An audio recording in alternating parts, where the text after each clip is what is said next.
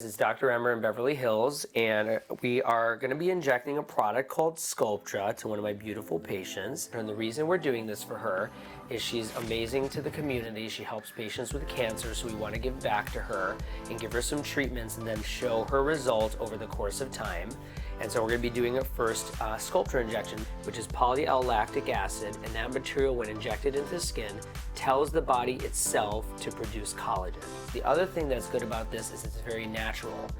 This relies on your own body to produce collagen. So if you place it appropriately, the body will build the collagen, it will lift, and it will over time make you look more natural. And what's happening, I think, is people are using more Sculptra injections and kind of building the skin naturally rather than fillers all the time and looking unnatural or overdone.